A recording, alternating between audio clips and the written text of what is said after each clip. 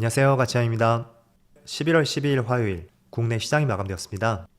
자, 오늘도 코스피 코스닥은 급락으로 마무리되었습니다. 일단 먼저 코스피는 마이너스 1.9%가 나왔고 2500포인트가 깨졌었죠. 그리고 코스닥도 2.5% 급락이 나오면서 거의 700포인트 근처까지 밀렸습니다. 그리고 시가총액 상위 종목들을 보면 오늘은 반도체 관련주가 흐름이 좋지 못했었고, 또 자동차 관련주, 그리고 제약바이오 업종, 대부분의 업종들의 흐름이 좋지 못했습니다.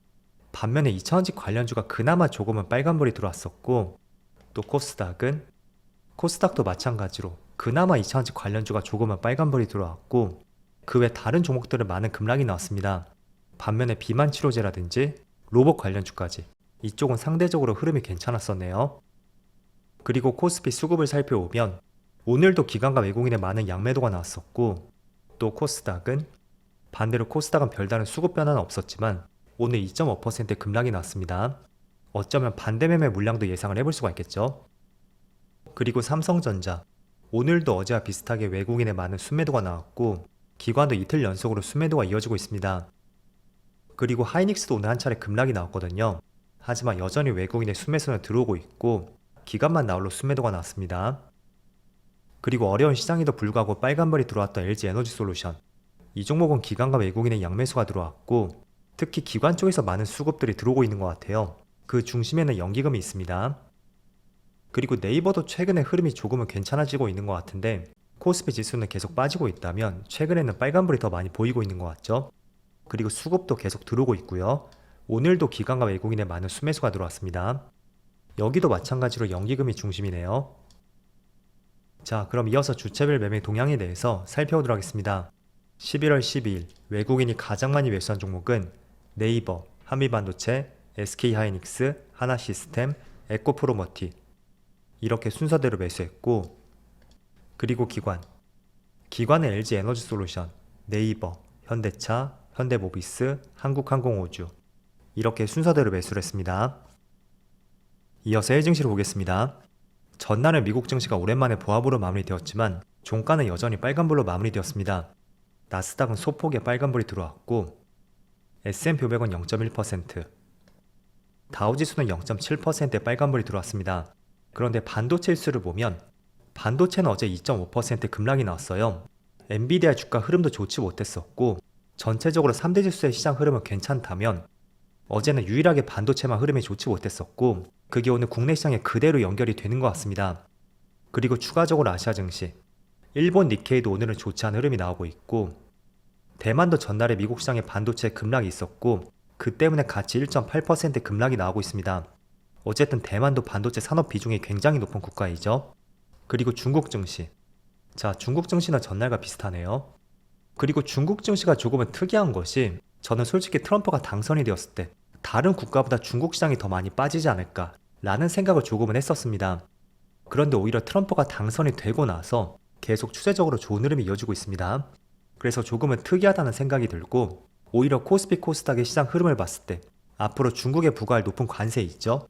그게 중국이 아닌 국내로 향하는 것은 아닐까 이런 생각마저 들 수 있는 주가의 흐름인 것 같습니다. 그래서 지금 촬영 시점이 1시 반쯤 되었거든요. 코스피는 오늘도 1.3% 급락이 나오고 있고 지속적으로 외국인의 매도세도 나오고 있습니다. 자, 그리고 코스닥은 무려 2% 급락이 나오고 있네요. 그리고 지금 코스피의 차트를 보면 이거를 역설적으로 차트를 반대로 뒤집어 볼게요. 자, 이렇게 차트를 거꾸로 뒤집어 보면 이렇게 보니까 미국 시장을 따라가는 움직임이 나오는 것 같습니다. 그래서 최근만큼은 국내 시장은 정말 힘겨운 시장이고 또 댓글을 보면 코인만도 못하지 않나 이런 지적을 해주시는 분들도 계시더라고요.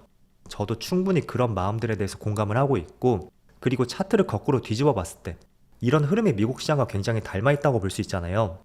그래서 국내 시장은 정말 소외된 시장이라는 것을 다시 한번 확인을 해볼 수가 있습니다. 자, 그런데 제가 최근에 말씀을 드린 대로 지금 미국 시장이 크게 반등하는 것은 4년 전의 금리 인하 시기처럼 전 세계 시장의 금리 인하를 시작했고 그 때문에 많은 유동성이 풀림으로써 전 세계 시장이 미국 시장을 따라갔었잖아요. 하지만 지금은 완전히 반대로 봐야 된다고 말씀드렸습니다. 지금의 미국 시장의 상승을 견인하는 것은 글로벌 시장의 분위기라든지 그런 흐름이 아니고요. 트럼프의 보호무역 정책, 또 자국 우선 정책, 그런 것들을 펼칠 가능성이 상당히 높아졌기 때문이거든요. 그래서 수출 비중이 높은 국가들이 있죠. 특히 대한민국을 중심으로 해서 반도체나 2차전지 이쪽은 다소 경쟁력이 떨어질 수가 있고 그런 우려감 때문에 많은 매도 물량이 나온다고 할 수가 있습니다. 그래서 지금은 제가 드릴 수 있는 말씀은 그런 우려감들이 충분히 주가에 녹아들 때까지 시간을 가져야 된다고 말씀드리겠고, 그리고 이런 기회를 통해서 내년을 위한 투자 계획을 세워보는 시간을 가져보시면 좋을 것 같습니다. 자, 그래서 지금 반도체나 2차전지는 많이 빠지고 있지만 여전히 내년 실적에 대한 기대감은 상당히 높습니다. 그동안 D램 시장에서 HBM이 차지하는 것이 작년에는 8%밖에 되지 않았다고 해요. 이것도 많이 올라온 수치거든요. 저번에 삼성전자 사장 출신 중에서 강남 쪽에 국회의원에 당선된 분이 있잖아요. 그분이 라디오 방송에 나왔었는데 과거에 D램 시장에서 HBM이 차지했던 것은 1%가 채 되지 않았다고 합니다. 그래서 삼성 측에서는 1%도 되지 않는 곳에 힘을 쏟기가 어려웠었고 상대적으로 시장 점유율이 낮았었던 하이닉스는 새로운 돌파구 마련을 위해서 다양한 부분에 집중을 할 수가 있었던 거죠. 자, 그런데 그게 작년에 8% 점유율까지 올랐었고 올해는 21%, 그리고 내년에는 30%까지 굉장히 높은 비중을 차지할 것으로 전망이 되고 있습니다. 그리고 일반적인 D램에 비해서는 HBM 판매 단가가 5배는 비싸다고 하죠. 그래서 내년에 점유율이 더 확대가 된다면 여기서 발생되는 수익들, 그 수익성 개선에 대한 기대감을 가져볼 수가 있습니다. 그래서 지금은 철저하게 트럼프 관련주들, 이쪽으로 많은 수급들이 빠져나간 시점인 만큼 반도체는 상대적으로 많은 소외감을 느낄 수가 있을 거예요. 그래서 지금은 시장을 어떻게 우리가 변화시킬 수는 없는 만큼 충분히 기다림이 필요한 시점이라는 것을 말씀을 드리는 것이고, 그 시간 동안에 내년 시장에는 어떤 변화가 올 수 있는지 이런 부분에 포커스를 맞추자고 말씀을 드리는 것입니다. 그래서 내가 조금은 장기 투자가 어렵다면 제가 간헐적으로 지금 시장의 중심주들을 말씀드리고 있잖아요. 또 산업들도 소개하고 있고요. 그런 업종들과 종목들을 선별해 보면서 약간의 단기 수익 관점으로서 접근을 해보는 것도 굉장히 유효할 수가 있습니다.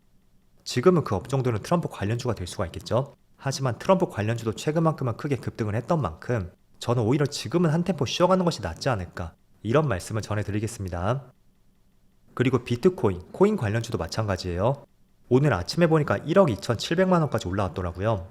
이것도 특히 최근에 일주일 사이에 30% 가까이 폭등을 했던 만큼 저는 솔직히 지금 달라붙으면 물릴 수도 있다, 이런 생각을 강하게 하고 있고, 그게 비단 비트코인뿐만 아니라 여러 가지 트럼프 관련주들이 있죠. 그 중에서 상당히 상승률이 높은 업종들이 있을 거예요. 그런 것들 한번 다소 조심을 해보시는 것을 권장해 드리겠습니다. 자, 그리고 전날에 테슬라도 8% 급등이 나왔고 반면에 국내 2차전지 관련주들 움직임이 나오지 않고 있죠.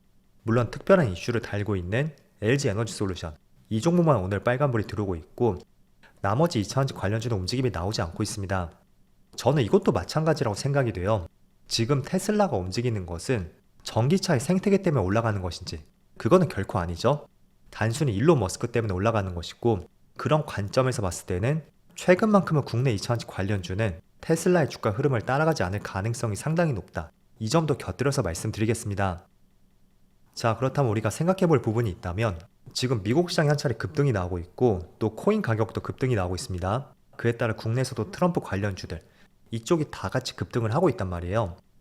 그런데 지금 상승을 했던 것이 하루 이틀 상승이 아니고 코인은 뭐 한 달 전부터 해서 지속적인 급등이 나왔습니다. 그래서 대부분의 많은 관련주들이 최근에 급등이 나온 자리인 만큼 이런 업종들도 충분히 고점이 있을 거예요. 그러면 단기 고점이 형성이 되었을 때는 주가가 일부 되돌아갈 가능성이 있겠죠. 그럼 그 타이밍에 어떤 업종이 올라갈지 이런 것도 한번 깊게 생각해 보시는 것을 권장해 드리겠습니다. 저는 개인적으로 반도체가 한 차례 뛰지 않을까, 이런 생각을 갖고 있고, 어쨌든 미국 시장도 반도체 관련주의 흐름이 가장 더디잖아요. 그런 관점에서 반도체 관련주는 이제는 언제쯤에 바닥을 잡을 수 있는지 이런 부분을 고려해 보시면 좋을 것 같습니다. 특히 하이닉스는 전저점을 이탈하지 않는다면 이쯤 되겠죠. 또 이중 바닥을 형성하고 다시 반등이 나올 가능성도 있으니까 지금 위치는 조금 더 신중하게 보시면 좋을 것 같습니다. 자, 그럼 어제에 이어서 오늘도 굉장히 어려운 시장이었는데 늦은 시간까지 정말 수고 많으셨고요. 저는 내일 영상에서 다시 찾아뵙도록 하겠습니다. 모두 즐거운 저녁 되세요. 감사합니다.